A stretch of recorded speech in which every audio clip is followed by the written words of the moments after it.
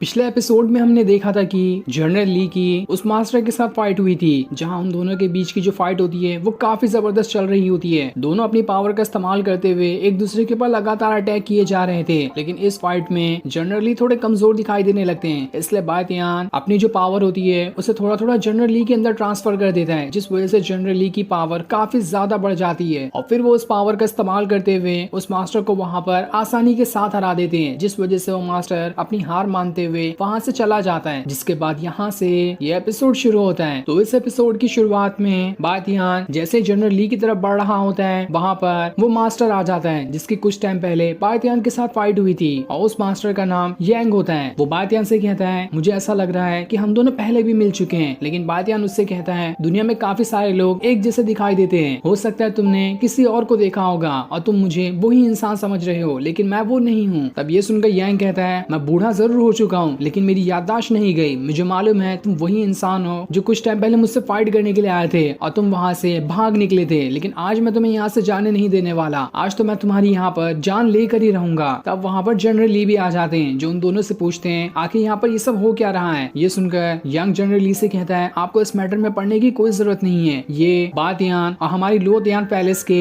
बीच का मामला है, हम इससे खुद ही सुलझा लेंगे। जिसके बाद वहां पर यांग का डिसाइपल भी आ जाता है, जो जनरल ली से कहता है, मुझे तो लग रहा है आप अपने डिसाइपल के बारे में कुछ भी नहीं जानते। ये बातयान हमारे लोटयान पैलेस के अंदर आकर वहाँ की सीक्रेट टेक्निक को चुराने की कोशिश कर रहा था और जब मेरे मास्टर ने उसे रोकने की कोशिश की तो वो उल्टा उनके ऊपर ही अटैक करके वहाँ से भाग निकला। इसलिए मेरे मास्टर आज यहाँ पर इस बातयान से अपना बदला लेना चाहते हैं। लेकिन ये सुनकर बातयान अपने जनरल ली से कहता है, ये मास्टर और इसका डिसाइपल दोनों यहाँ पर झूठ कह रहे हैं। मैंने इनकी किसी भी टेक्निक को चुराने की कोशिश नहीं की, बल्कि इन लोगों ने ही अपनी बड़ी सी जहाज मेरी छोटी बोट पे चढ़ा दिया था और वहाँ पर खड़े जितने भी लोग थे उन सभी के ऊपर अटैक कर रहे थे, इसलिए मैंने इसके साथ फाइट की थी। तब ये सुनकर वो डिसाइपल बायतियान से कहता है, जो तुम कह रहे हो उसका तुम्हारे पास कोई सबूत भी है? अगर सबूत नहीं है तो जो हम कह रहे हैं वही यहाँ पर सच्चाई मानी जाएगी, इसलिए आज तुम्हें भरपाई तो करनी ही पड़ेगी। तब ये सुनकर जनरली उनसे कहते हैं, मैंने अभी तक तो सिर्फ तुम्हारे साइड की स्टोरी सुनी है, बायतियान के साइड का तो कुछ सुना ही नहीं। तो ऐसे कैसे मान लो कि इस सारी चीज में बायतियान की ही गलती थी? जिस पर यांग का डिसाइपल कहता है, आपको बीच में पढ़ने की कोई जरूरत नहीं है, ये आपके सेट की नहीं है बल्कि हमारे सेट की सीक्रेट टेक्निक का मामला है, इसलिए इससे तो हम खुद ही लिपट लेंगे, आपको बीच में आने की कोई जरूरत नहीं है। ये बातयान और इसकी जो पूरी फैमिली है एक नंबर की चोर है, इसलिए आज हम लोग इससे अपना बदला लेकर ही रहेंगे। तब वहाँ पर वो यंग मास्टर भी आ जाता है, जो जनरल ली से कहता है, आपको इस मैटर में नहीं पढ़ना चाहिए, हम इतने छोटे से मैटर की वजह से लोटयान पैलेस के साथ अपनी दुश्मनी नहीं ले सकते। तब इन सारी चीजों को सुनकर बातयान को काफी ज्यादा गुस्सा आ जाता है। वो यांग से कहता है, मैं यहाँ पर तुमसे चैलेंज करना चाहता हूँ, तुमने ही कहा ना कि मैं तुम्हारे सेट की सीक्रेट टेक्निक चुराने आया था, तो ठीक है, अब तुम तुम्हारे सेट की जो सबसे ज्यादा पावरफुल टेक्निक है उन तीनों टेक्निक का इस्तेमाल करना और मैं तुम्हारे तीनों के तीनों अटैक को यहाँ पर रोक कर दिखाऊंगा। इससे तो साबित हो ही जाएगा कि किसकी फैमिली की टेक्निक में कितनी ज्यादा पावर है। और अगर मैं यहाँ पर जीत गया तो तुम्हें सारे लोगों के सामने ये कहना पड़ेगा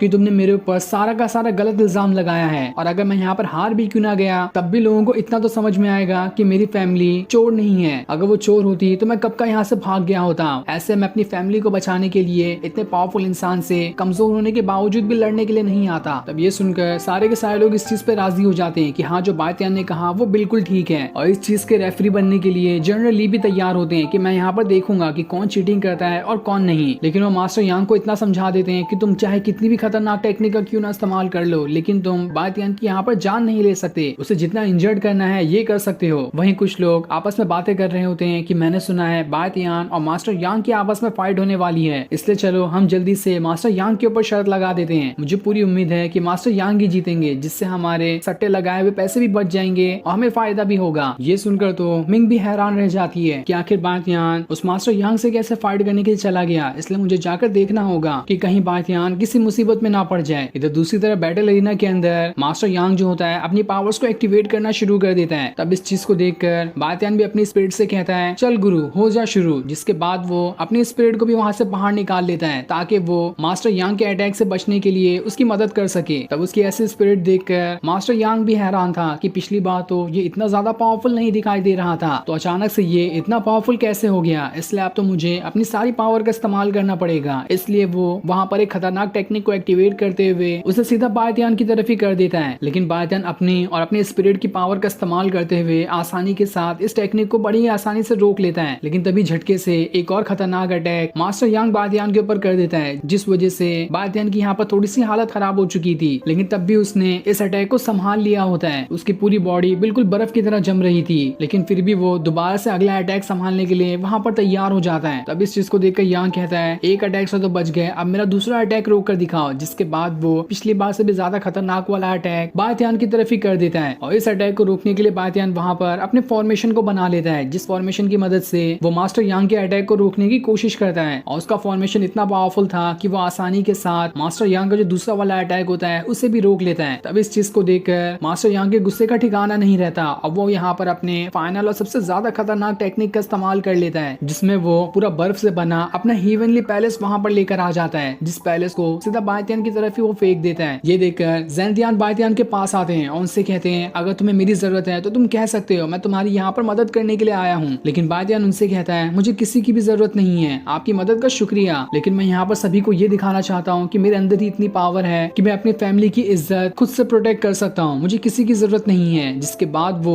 मास्टर यांग के इस अटैक को भी रोकने के लिए तैयार होने लगता है और अपनी स्पिरिट को बाहर निकालते साथ ही उस पैलेस को अपने स्पिरिट के हाथों पे रख देता है, जिस वजह से बायतियान और उसकी स्पिरिट जो होती है पूरी ताकत का इस्तेमाल करते हुए उस पैलेस को रोकने की कोशिश कर रही थी। जिसके बाद वो अपनी स्वॉर्ड का इस्तेमाल करते हुए उस पैलेस को 2 टुकड़ों में काट देता है और फिर मास्टर यांग के पास आकर उसे वहां पर रोक देता है। ये देखकर तो जनरल ली भी हैरान थे कि बायतियान ने आसानी के साथ मास्टर यांग के तीनों अटैक को रोक लिया। अब तो यहाँ पर मास्टर यांग अपनी हार मान ही लेगा। लेकिन तब मास्टर यांग जो होता है चीटिंग करते हुए एक और चौथा अटैक सीधा बायतियान के ऊपर ही कर देता है, जिस वजह से बायतियान को अचानक में बहुत जोर का झटका लगता है, क्योंकि वो इस अटैक के लिए बिल्कुल भी तैयार नहीं था। ये देखकर तो वहां पर खड़े जितने भी लोग होते हैं वो सभी मास्टर यांग को बुरा भला कहना शुरू कर देते हैं कि उसने यहाँ पर चीटिंग की, आखिर ये ऐसा कैसे कर सकता है। लेकिन मास्टर यांग तो कुछ भी सुनने के लिए तैयार नहीं था और जैसे वो यहाँ पर बायतियान की कमजोरी का फायदा उठाते हुए उसके ऊपर अटैक करने वाला होता है कि तभी वहां पर मिंग आ जाती है, जो अपनी स्वॉर्ड का इस्तेमाल करते हुए मास्टर यांग का जितना भी अटैक होता है उसे बायतियान को लगने से पहले ही रोक रही होती है, ताकि बायतियान को यहाँ पर कुछ खतरा न महसूस हो जाए। तब मिंग को उसे ऐसा प्रोटेक्ट करता हुआ देखकर बायतियान को पुरानी चीजें याद आने लगती है, जब कुछ सालों पहले वो और मिंग एक जंगल में थे और वहां पर बायतियान उसी पत्थर को देख रहा होता है जिसके अंदर से उसे उस डेविल गॉड की पावर मिली थी। अब वो दोनों वहां पर बैठे हुए ये बातें कर रहे होते हैं कि बायतियान आगे चलकर दुनिया का सबसे पावरफुल कल्टीवेटर बनकर दिखाएगा, जिस वजह से पूरी दुनिया उसके चर्चे करेगी। ये सुनकर मिंग भी उससे कहती है, अगर तुम दुनिया का नंबर 1 कल्टीवेटर बनना चाहते हो तो ठीक है, मैं भी दुनिया की 2nd नंबर वाली कल्टीवेटर बनना चाहती हूँ, जिसके बाद फर्स्ट पे तुम रहना और 2nd पे मैं। इसके बाद प्रेजेंट टाइम में मिंग बायतियान से कहती है, मैं यहाँ पर तुम्हें बचाने के लिए आई हूँ, क्योंकि मैं नहीं चाहती कि तुम यहाँ पर अपनी डीमन पावर को एक्टिवेट कर लो, क्योंकि अगर तुमने यहाँ पर अपने डीमन की पावर को एक्टिवेट कर लिया तो सारे के सारे लोग तुम्हारी सच्चाई जान जाएंगे और इस वजह से पूरा का पूरा मार्शल आर्ट वर्ल्ड जो है तुम्हारा दुश्मन बन जाएगा, क्योंकि यहाँ पर किसी भी डीमन का जिंदा रहना उन्हें पसंद नहीं है, इसलिए मैं तुम्हें बचाने के लिए यहाँ पर आई हूँ। ये देखकर तो मास्टर यांग भी होता है वो काफी ज्यादा गुस्सा हो जाता है कि आखिर ये लड़की कौन है और यहाँ पर क्या करने के लिए आई है, इसलिए अब मैं बायतियान के साथ साथ इस लड़की को भी खत्म कर दूंगा। जिसके बाद वो एक और भयानक अटैक बायतियान की तरफ ही करना शुरू कर देता है, जिस अटैक को भी मिंग सबसे आगे रहकर रोकने के लिए आ जाती है। लेकिन इतने सारे अटैक को अकेले रोकना उसके बस की बात नहीं थी और एक अटैक उसे लगने वाला होता है, जिस वजह से उसे थोड़ी चोट लग जाती है। ये देखकर तो बायतियान जितना खुद को